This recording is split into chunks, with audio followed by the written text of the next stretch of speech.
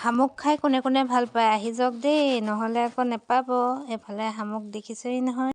Hello' everyone, কি খবৰ সকলোৰে? আজি মানে ছানডে স্পেচিয়েল দেই।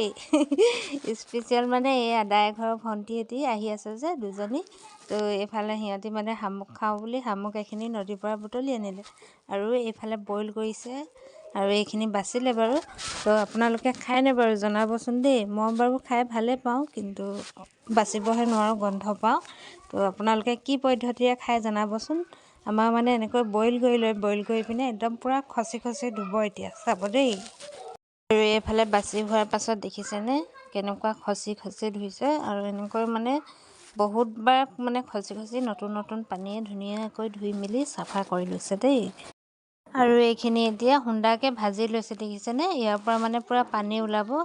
তো পানী ওলোৱাৰ পাছত এইখিনি কাঢ়ি ল'ব, কাঢ়ি পিনে ধুনীয়াকৈ তেল মছলা দি ভাজিব, চাই থাকিব।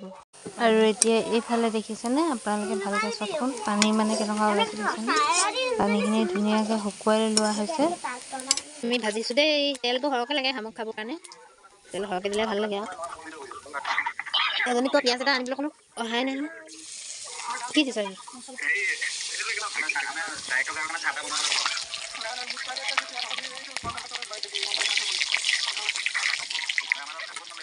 আদা ৰচুন দি দিম দেই।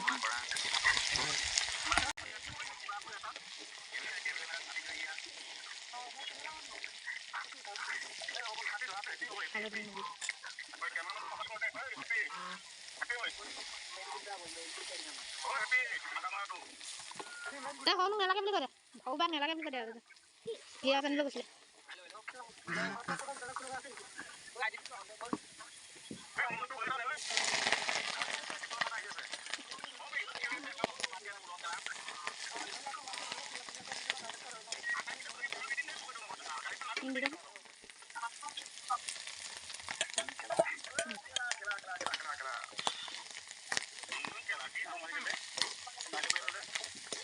মান ধুনীয়া দুটামান আনিবি দেই, তেতিয়াহে খাই ভাল লাগে।